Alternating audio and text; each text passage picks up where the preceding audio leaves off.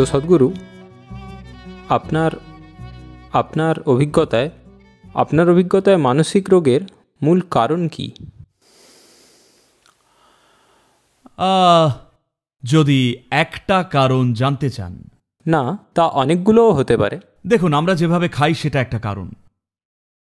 এটা মানসিক রোগের খুব বড় একটা কারণ। আমরা যেভাবে রাসায়নিক আর হরমোন খেয়ে চলেছি অজান্তেই নানানভাবে, তা আজ এই প্রজন্মের মানসিক রোগ হওয়ার একটা বড় কারণ। কিভাবে খাচ্ছি, খাবারটা কি গিলছি? এটা একটু বেশি শোনাতে পারে ইউকেবাসীদের কাছে, কিন্তু তাও কথাটা মন দিয়ে শুনুন। আমরা জীবনকে এইভাবে দেখি। আপনি একজন মানুষ হিসেবে আপনি যেমন মানুষ তেমনটা হয়েছেন বাবা মার শিক্ষায়, যে স্কুলে পড়েছেন, যে পড়াশুনো করেছেন, এখন জীবনে যা দেখছেন, শিখছেন, তার ফলেই আপনি এমন একটা মানুষ কিন্তু হয়েছেন, তাই না? এটা অনেক অনেক কিছুর প্রভাবে হয়েছে। তো সবসময় প্রভাবগুলো আসছে, শুধু তথ্য বা চিন্তার আকারেই প্রভাবগুলো আসছে না। জীবন অনেক স্তরেই প্রভাবিত হচ্ছে, শক্তির স্তরেও সে গ্রহণ করে। তো ভারতে কোথাও কিছু গ্রহণ করতে গেলে প্রথমেই কিন্তু আমরা বাবু হয়ে বসি, ঠিক আছে? এখন আমিও সেভাবে বসে, হয়তো দেখতে পাচ্ছেন না, কিন্তু প্রথম কাজই বাবু হয়ে বসা। কারণ আমরা শরীরের নিচের অংশ দিয়ে গ্রহণ করতে চাই না। আমরা সব সময় ভালো কিছু মানেই আমরা সেটা শরীরের ওপরের অংশ দিয়ে নিতে চাই। তাই কোথাও এনার্জিটা শক্তিশালী মনে হলে সেখানে প্রথমেই আমরা পাটা মুড়ে বসি আর হাতগুলো খোলা রাখি। জানেন তো, যোগে দেহকে এইভাবে দেখা হয়। মোটমাট 112টা চক্র আছে, আসলে 114টা, তবে দেহের গণ্ডির ভেতরে 112টাই। এই 112টার মধ্যে 7টা বিভাগ রয়েছে, প্রতিটি বিভাগে 16টা করে।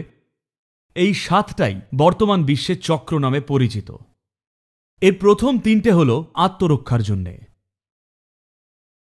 আর একেবারে মাঝেরটা হল দুটো মাত্রার মিলনের প্রতীক বা ইঙ্গিত। আর এর থেকেই, এই অনাহত থেকেই আত্মজ্ঞানের প্রক্রিয়া শুরু হয়। তাই সেই অর্থেই কিছু জিনিস আপনার নির্দিষ্টভাবে গ্রহণ করাটা গুরুত্বপূর্ণ। খাবারকে ধরা হয় খুবই প্রাথমিক স্তরের প্রভাব হিসেবে। কিভাবে গ্রহণ করছি, কি গ্রহণ করছি সেটাও গুরুত্বপূর্ণ।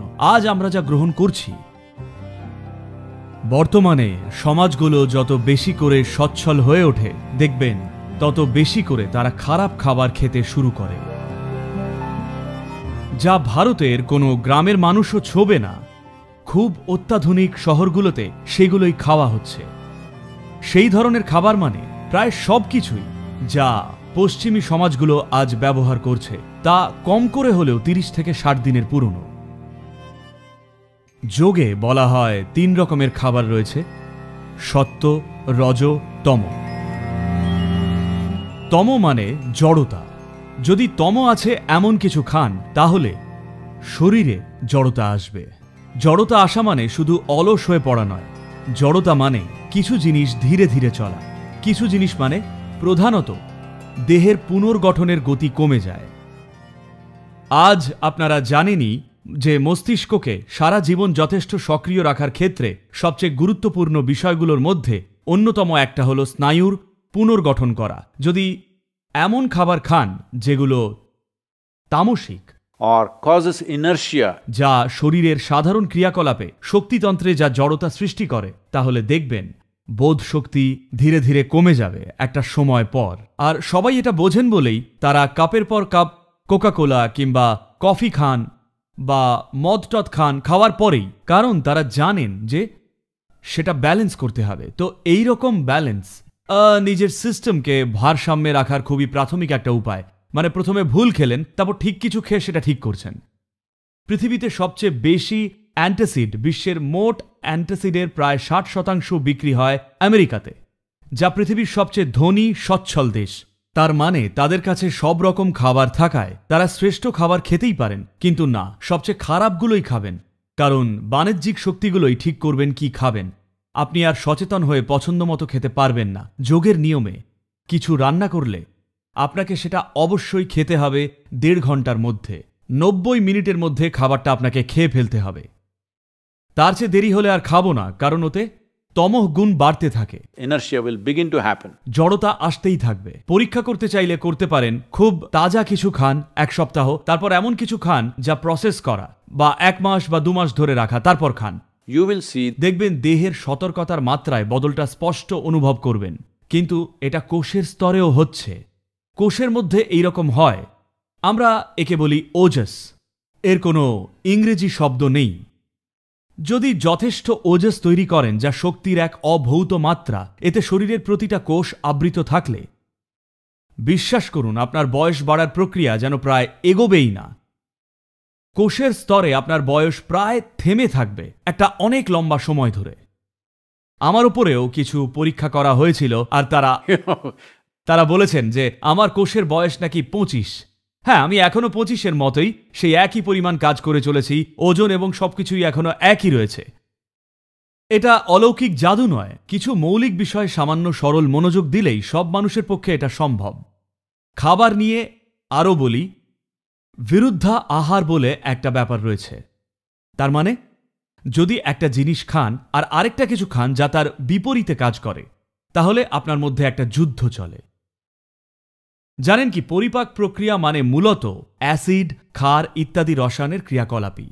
যেমন ধরুন, যদি চর্বিযুক্ত কোনো মাংস খান, শুধু মাংসটা খেলে তেমন ক্ষতি হয়তো হবে না, কিন্তু সঙ্গে যদি ভাত আর ঘি খান, যাকে বলেন বিরিয়ানি, সেটা খেলে বড় রকম ক্ষতি হবে, কারণ এই দুটোর একসঙ্গে বনিবনা হয় না।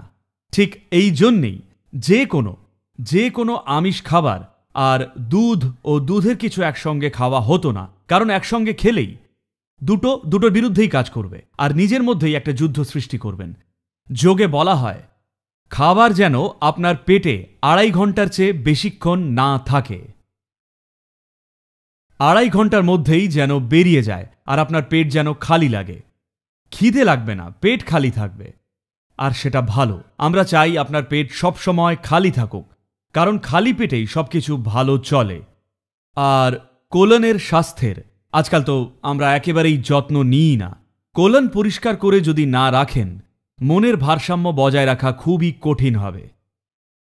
তাই আয়ুর্বেদ এবং সিদ্ধাতে প্রথমেই রোগ আছে বললেই সে রাতে ঘুম না হোক বা কিছু অসুবিধাই হোক বা হালকা যে কোনো মানসিক সমস্যা থাকলেও প্রথমেই বলবেন পেট খালি করুন, অন্ত্র পরিষ্কার করুন, কোলন পরিষ্কার করুন, তাহলেই হঠাৎই দেখবেন ব্যালেন্সড লাগছে। তো ঈশা যোগ কেন্দ্রে দিনের শুরুটা হয় নিম আর হলুদের গুলির মতো আকারের ছোট্ট বল খাওয়া দিয়ে। এটা আপনার দেহতন্ত্রে যে প্রভাবগুলো ফেলে তার অনেকগুলো দিক রয়েছে। একটা তাৎক্ষণিক উপকার হলো এটা আপনার এই খাদ্যনালীটাকে পরিষ্কার রাখবে। পরিষ্কার বলতে দেখুন, এই অঞ্চলটা জুড়ে এখানেই কিন্তু সর্বাধিক অন্য জীবেরা বসবাস করে। তো এই খাদ্যনালীটার মধ্যে অণুজীবদের একটা মস্ত বড় দল রয়েছে। এদের মধ্যে অনেকেই আমাদের বন্ধু হয়ে গেছে। আমরা ওদের দৌলতেই বেঁচে আছি, ওদের দৌলতেই খাবার হজম করতে পারছি। শরীরের প্রচুর কাজই আছে যা ওদের দৌলতেই ঘটে, কিন্তু তবুও অনেকেই আছে যারা আমাদের ক্ষতি করে।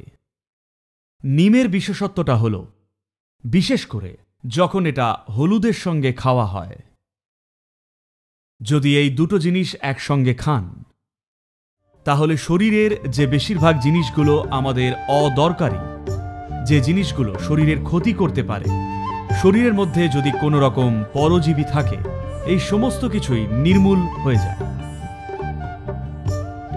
এতে সব ঠিক হবে না, কিন্তু এটা শরীরে সেই প্রাথমিক অবস্থাটা এনে দেবে, যাতে ওষুধ খেলে বা সঠিক প্র্যাকটিস করলে সেটা ঠিক মতো কাজ করে বা সারিয়ে তুলতে পারে। যিনি এখনই ভুগছেন তাকে এসবের মাধ্যমে কিভাবে সারিয়ে তুলবেন, এর জন্যে সহানুভূতির দরকার।